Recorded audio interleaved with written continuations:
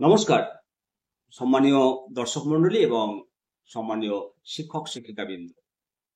TET mandatory করেছে in service শিক্ষকদের। প্রথমেই আবারও আপনাদেরকে বলি, কেউ চিন্তা করবেন না, দুশ্চিন্তাগ্রস্ত হবেন না। আপনারা প্রত্যেকেই কমেন্ট সেকশনে কমেন্ট করবেন, remove TET for in service teacher. ব্যাস, আমাদের জীবিকার স্বার্থে, আমাদের জীবিকাকে রক্ষা করতে আমরা লড়াই করব। আমরা নিজেদের পেশার স্বার্থে, শিক্ষার স্বার্থে লড়াই করব। ইতিমধ্যে বিভিন্ন রাজ্য সরকার রিভিউ পিটিশন করেছে। সদ্য যে সংবাদ পেলাম, শিক্ষকদের টেট বাধ্যতামূলক করার রায়ের বিরুদ্ধে রাজ্যের মামলা সহ 20টি রিভিউ পিটিশন দাখিল করা হয়েছে। শীর্ষ আদালতের যে রায়, সেই রায়কে চ্যালেঞ্জ করে রাজ্যের পক্ষ থেকে মিসলেনিয়াস অ্যাপ্লিকেশনও জমা দেওয়া হয়েছে। এই গুরুত্বপূর্ণ মামলাগুলোর শুনানি কবে হবে, বর্তমানে এই মামলাগুলোর স্ট্যাটাস কি, সেই সংক্রান্ত তথ্য সুপ্রিম কোর্টের ওয়েবসাইট থেকে পাওয়া যাচ্ছে।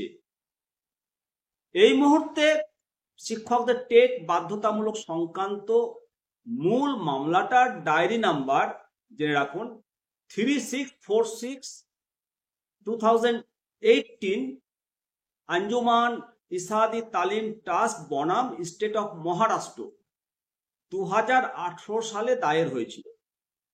মাননীয় বিচারপতি দীপঙ্কর দত্ত মহাশয়ের বেঞ্চ 1 সেপ্টেম্বর 2025 চূড়ান্ত রায় ঘোষণা করে। এই রায়ের সম্পর্কিত এই রায়ের পরপরই একাধিক রিভিউ পিটিশন দাখিল হয়েছে এবং মামলাটি বর্তমানে মাননীয় প্রধান বিচারপতির তত্ত্বাবধানে রয়েছে। সুপ্রিম কোর্টে এই রায়ের বিরুদ্ধে 20টি পিটিশন দাখিল হয়েছে।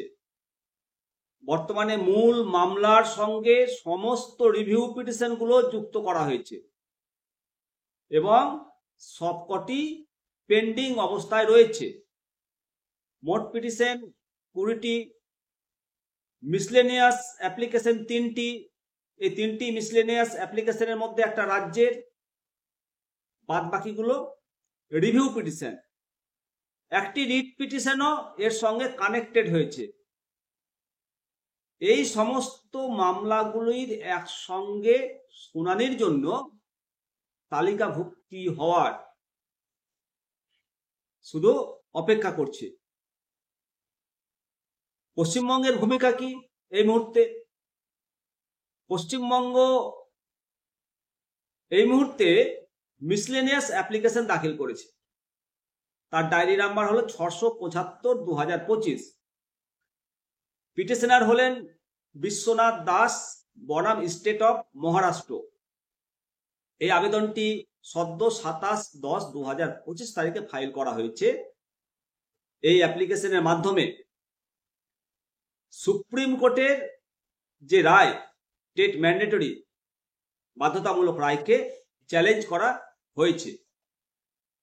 পাশাপাশি নবান্ন থেকে অনুমতি সাপেক্ষ রাজ্য সরকার খুব শীঘ্রই এই রায়ের বিরুদ্ধে একটা রিভিউ পিটিশন দাখিল করতে চলেছে।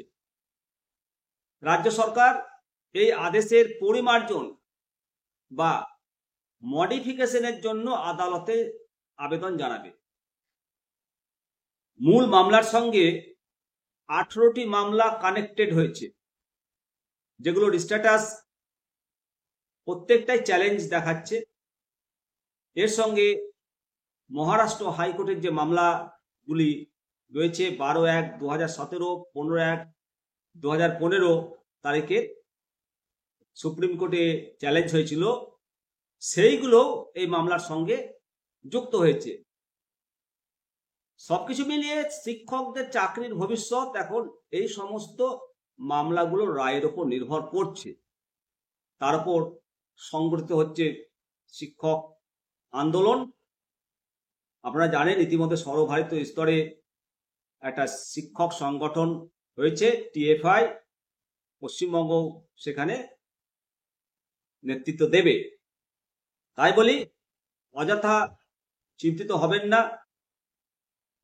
আশা করি সুপ্রিম কোর্ট ন্যায্য বিচার করবে, সে আশা ভরসা আছে আমাদের সর্বোচ্চ আদালতের প্রতি, আশা ভরসা আছে আমাদের রাষ্ট্রের আইনের প্রতি, আশা ভরসা আছে আমাদের সংসদের প্রতি।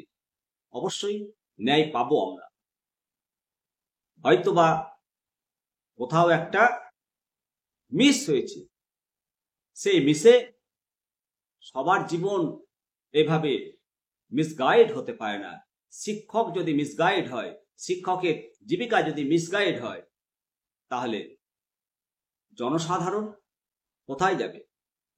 শিক্ষকরা যদি নিজেদের পেশাকে আন্দোলনের মাধ্যমে তারা তাদের অধিকারকে আদায় করতে না পারে, তাহলে কে পারবে?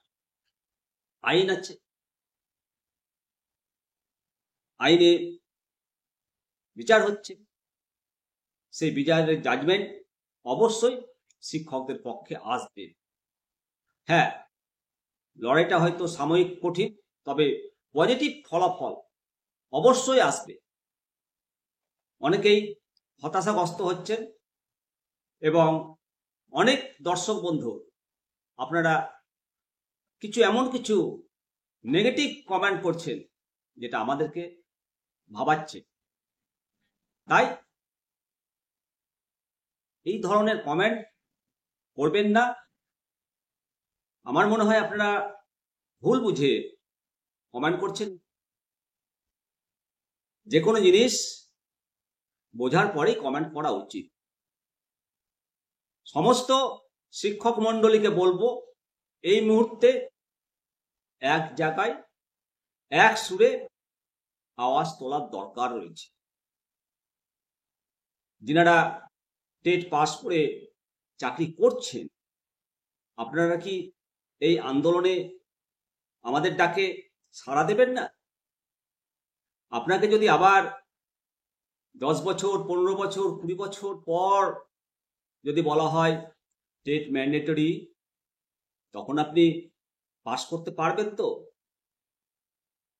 তাহলে এই যে ঢেউ উঠেছে, এই ঢেউকে এখনই শান্ত করতে হবে। আর সেই জন্য আমাদের প্রত্যেকের আওয়াজ থাকবে জোরে। মনে রাখতে হবে, মা তার শিশুকেও দুধ দেয় না আওয়াজ না করলে, না কাঁদলে। আমরা আমাদের দাবি আদায় করতে পারবো, এই দৃঢ় মনোভাব আমাদের জয় এনে দেবে। ভালো থাকবেন। আর বেশি বড় করলাম না। জয় হিন্দ, জয় ভারত।